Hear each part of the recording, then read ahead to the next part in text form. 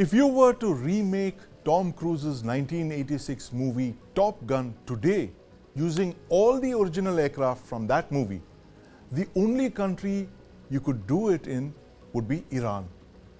Iran still uses the same F-14 Tomcat aircraft used in Top Gun. In fact, the helicopter that crashed on the 19th of May, killing the Iranian President Ebrahim Raisi, was a US-made Bell 212, which first flew in 1968. It was sold by the US to Iran before the 1979 Iranian Revolution. Now, the Tehran regime has been under Western sanctions for decades now, leading to questions about the maintenance of their then state-of-the-art Air Force. But first, let's look at the 5 vintage aircraft Iran has been flying since 1979.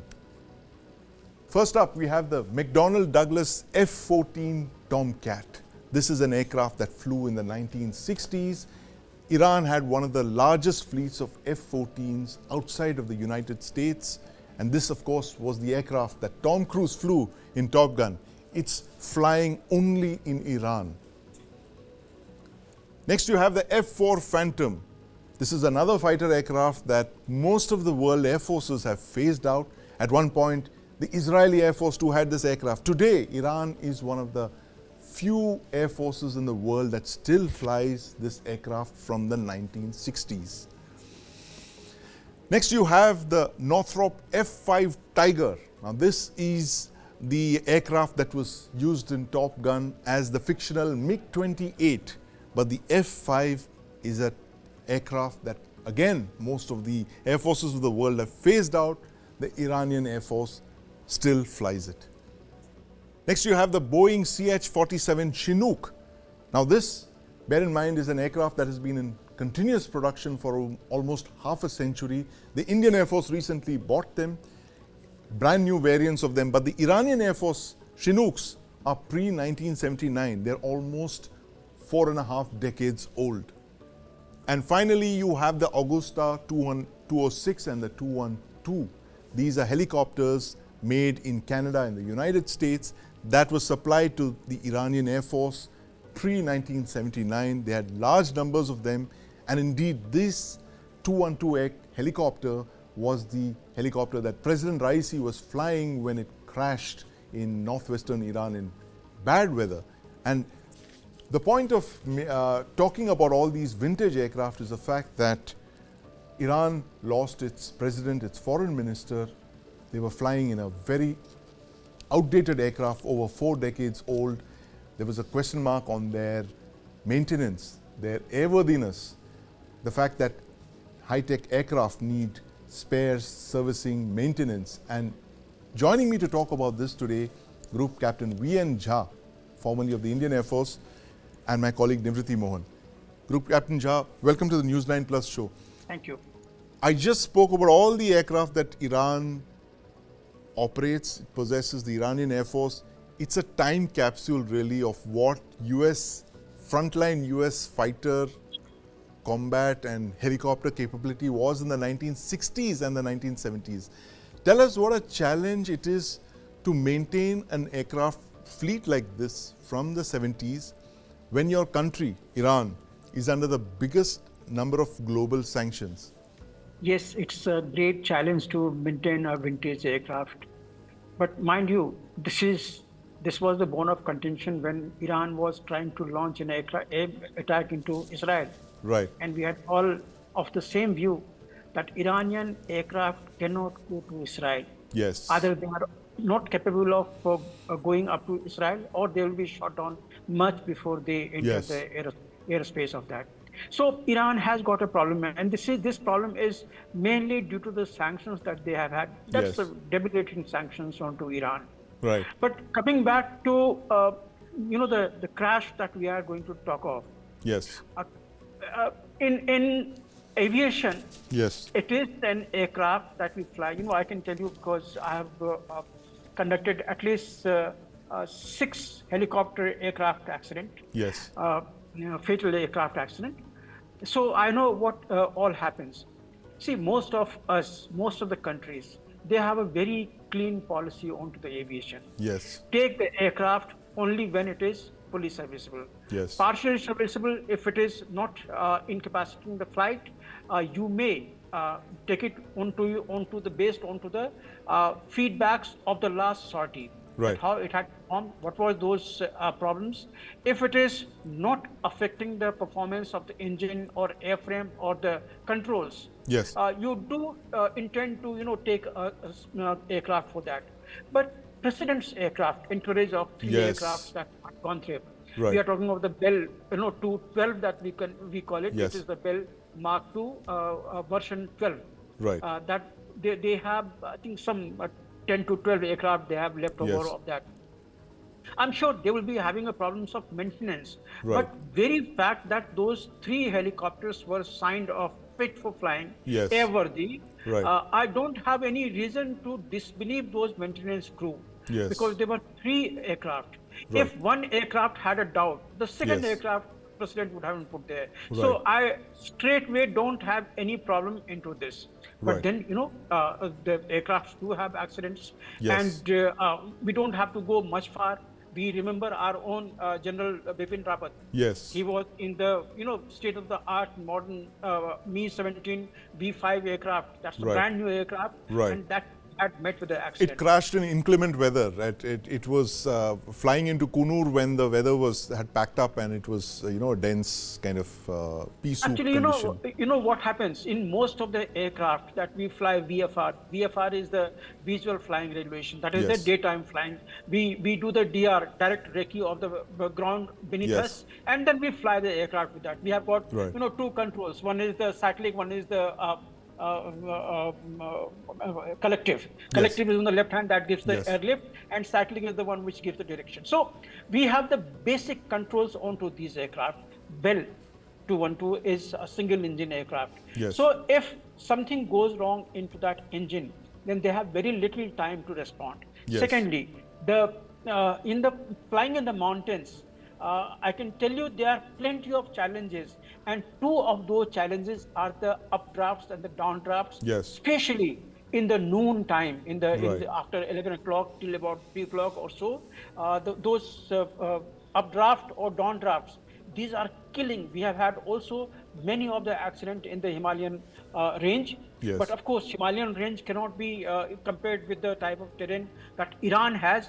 But nonetheless, if there was a updraft or downdraft, if the aircraft has got entangled into that downdraft, Yeah. there's a very little room for the pilot to recover that aircraft Right. from the downdraft. That Right. is second thing. Third thing, what we recollect from the details that is coming from Iran is Yes. that the weather was not good. Yes. Visibility was poor. Right. It was raining. So, as I told you, we do the DR, that is the VFR flying. Yes. We look at the ground and then we continue flying. The moment we have slightest doubt that Yeah. we are going to enter a cloud patch or a weather, Right. we turn back. Either we divert the course of the aircraft, Yes. or we come back. We make a U-turn and then we come back. Right. So those are the instructions with the VIP aircraft. Yeah. We know President was on board there. So these were the clear facts. So when anyone says that so-and-so aircraft has met with the accident, I, being by Yes. virtue of having served in the Air Force, having done so many aircraft investigations, I know there are thumb rules also, with some exceptions. Yeah. Thumb rules are there that almost 3/4 of the accidents Right. are human error accidents. Right. And then they are the maintenance related, organizational related, but most of the fatal accidents Yes. are not a single element accident. It is the mosaic of the picture. There's a Many things mosaic have of happened at the same time. factors. So tell us, in this Many- case, Group Captain Jah, what could be the mosaic of factors? The Iranians have put out a statement saying it was technical reasons that caused the air crash. You mentioned, adverse weather being one of them. What are the other possible factors that could have come in? Could maintenance have been, an issue here? And there's one other factor I want to ask you is that we know that it is. We have organizations in India which are flying, intelligence organizations which are flying aircraft that are over 60 years old. There's Yes. a Boeing 707 that's flying with, it's flown by the Air Force. It's not part of the Air Force, but which is over 60 years old. I've seen it myself with my own eyes at New Delhi airport, and it's remarkable how that aircraft is still flying. It looks brand new. There is the other thing of continued spares and support in the case of that Boeing aircraft. How important is it to have an uninterrupted line of spares for, say, like a Bell 212 kind of thing, which allows you to not only maintain it, but also upgrade the helicopter with your modern, digital cockpits and those kind of things? Very right question, very pertinent questions. What happens, the serviceability of the aircraft is something which is non-compromisable. Right. If there is a seat which is slightly roughed up, or one stitch is missing from somewhere, or something has gone, those are the non-critical parts of the aircraft that we can take chances. Right. And we know that Bell 212, they wouldn't have been able to get the spares, the type of spares that is there. They would have, we call it cannibalization. Cannibalization, absolutely. That is the old aircraft, we retrieve some of the parts, and then we check it whether it is absolutely fine or it is not fine. Right. If it is absolutely fine, the cannibalized part, we use for the spare aircraft that we have got, or any other aircraft as a spare, we have got that. So similar things must be happening with the Iran. They must be cannibalizing their Bell fleet. Absolutely, absolutely. So very fact that these three aircrafts have been signed flying fit, airworthy on that day morning when Mr. Raisi was going to that border area with the dam inaugurations with the Azerbaijani counterpart. So I have no doubt that the aircraft would have been fit. But then anything can go wrong with the even serviceable aircraft. It's a flying machine. Of course. And the single engine aircraft have got very small room for maneuvering. Absolutely. Once you lose the engine, and Bell aircraft is only 2 rotors. Right. So the moment you lose power, even say 10% or 15%, you tend to fall down like a stone. Absolutely. Now, what mosaic of the picture I was going to talk to you. That this aircraft is flying in the unknown time. We have seen the site of the accident on the photograph. It seems to be, upslope where it has gone and hit. Right. Secondly, if there was a downdraft. Air, it's the air. The air goes like, warm air goes up there and then comes down. So coming down, if the helicopter is getting trapped into that coming down downdraft, it will come down. Suppose even if it comes down, say by about 2,000 feet or something like that. And if the aircraft is flying at a altitude which is just about 1,000 feet or 500 feet above the ridge line. Then there is a problem. There is catastrophe. Absolutely. Then there is a problem because this helicopter has got the capacity of 12 to 14 passengers. And if there was a number of the passengers which was adequately enough, then pulling up from that downdraft becomes almost impossible. A challenge. Absolutely. And then you are going to go and dash into those up slope directly full power into it. And that's what apparently seems to be the case, because I can see the tail which has gone and done 180 degree. It is lying on the other side, upside, and the remaining part of the fuselage is completely broken, burned, shattered, and is into the pieces. So this is the first look of it. What is mentioning that the pilot has made an error of judgment in the inclement weather. The visibility couldn't have been very good. And secondly, he has possibly got caught into that, downdrafts or something of the air density, which is not adequate for the air lift to be maintained there. And thirdly, if there was a drop in the engine power, that does happen. 10 to 15%. We always keep a reserve. That is why we are always in the mountains. We are always on the collective of the helicopter, just to manage that particular part. Absolutely. So this is what I was trying to tell you, the mosaic picture. If any of these 2 or 3 events would have happened, then the aircraft is going to get into the problems. Absolutely. So, fabulous narration of the mosaic Group Captain Jab. But I want to come to my colleague Nivriti Mohan, who's been very patiently listening to you. Nivriti, you've been looking at the Iranian Air Force as well very closely. Tell us what the problems really are, the pre-1979 fleet. And in fact, the aircraft behind you, the F-4 Phantom, was recently retired by the Taiwanese Air Force. That it's one of the last air forces that was flying the F-4s. The Iranians still keep them flying. What are the challenges uniquely of the Iranian Air Force flying these creaky old aircraft? Okay, if we start with the Bell 212, you must be knowing that it was for the first time flew in 1968. Yes. So it's almost 55 years ago. Right. It's a big time span. Yep. And then just before 1979, Iran bought it from US, and Yes. it was a number of helicopters that they had bought. So now realizing the fact, if this helicopter belongs to the same lot of helicopters that was bought before 1979, Yes. then it makes it almost 45 years old helicopter. So apart from all the controversies relating to assassination of the president, yes. This is one angle that cannot be left uninvestigated. Right, the fact that the technical, whether it was in absolutely airworthy condition, that's what you meant to say. That all the aircraft that you were talking about, the F-14s, F-4, F-5s, yes. They are they belong to 1970s. Yes.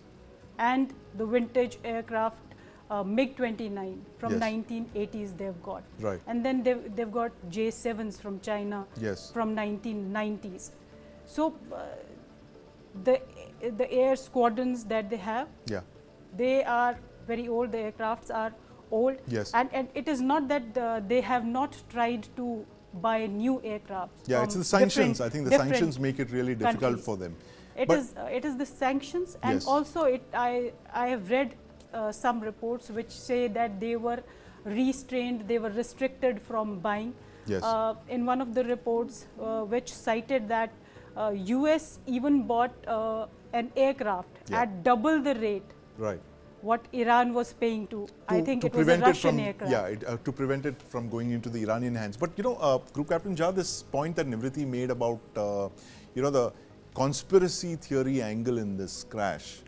Everyone's been talking about it because the obvious question is that there are 3 aircraft, all of them flying in adverse conditions in all the challenges that you mentioned, the updraft and the downdraft, mountainous area, weather conditions, weather packing up, and only the helicopter of the president goes down. The other 2 aircraft managed to make it safely back to base.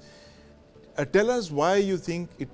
Everything was in order in this case, and it doesn't seem to be, a secret service agency that got the president of Iran.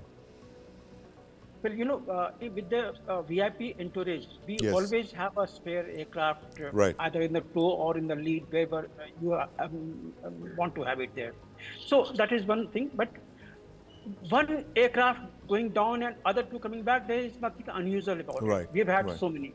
Yes. I have flown into an aircraft. I was in the lead. The trail aircraft has met with some circumstances that you can't predict. But what Nivriti was trying to say is a very genuine thing. Maintaining the aircraft becomes very difficult.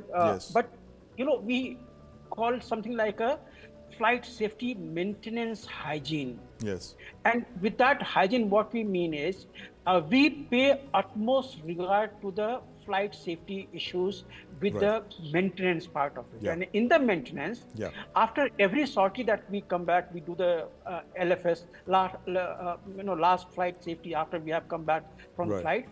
There are few things that we have observed during the flying. Suppose if there's a vibration, if there's a some sort of loss of aerodynamic capability or control, we log onto a logbook.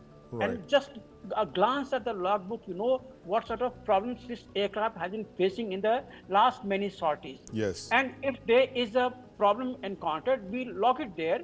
And then the maintenance crew, they take it for the servicing. They do the servicing and they offer, by and large, to another experienced test flight test pilot Yes. who do a test flying before taking this aircraft for any operations. Right. So these are the maintenance hygiene that we observe in the aircraft. So I don't disbelieve that the Iranian also would be doing a similar thing, but there would be pressure and other things onto the maintenance crew of the Iran, because there was no other helicopter, Yes. and the president's commitment was there to go that area. Absolutely, but to all Azerbaijan. the same, Yes, I all think the same, again, I come back to the first original question. If the aircraft was not flight worthy, Yeah. then that aircraft won't have been offered. Secondly, Yes. if one aircraft was in the doubt, then the other two aircraft of the interest, that Right. aircraft would have been offered to that. Automatically so taken on the, over, yes. On the first glance, Right. I don't go by the conspiracy theory, but we follow a doctor's rule Right. in the investigation. Yes. If you sneeze once, Right. first doubt that there will be some irritant in the air with Yes. which you have sneezed. Yes. We straightway don't go to the Xi Jinping that Wuhan virus and something would have Right. come there, and that is how you have gone to the sneeze. Right. So we go by that perspective in the aircraft accident. So Yeah. here there are the mosaic theory is well fitting. Right. Though while doing the investigation, we keep all possibilities on Yes. the table. Right. But then we go first by first. What Yes. flight I was doing, where Right. I was doing, what was the terrain, what was the visibility, how Right. was my aircraft, how was I was heading. So all those things, and then as a pilot, Yes. you intend to think that yes, I was on the course. I should blame anything else the last. First thing is the weather was there, the afternoon air that is yes. downdraft or the updraft. That Right. could have been a possibility. And in the bad weather, the decision making becomes a little tricky. Yes. If you have got the president behind you, Yeah. and you have got that borderline weather conditions, Yes. whether to go or not to go, you are not very sure. Then you try to push through. That Right. okay, let me go a little forward. It's the VFR flying. Yes. Let me go a little forward and see if it is fine. I'll negotiate through. If it is not, then I'll come back.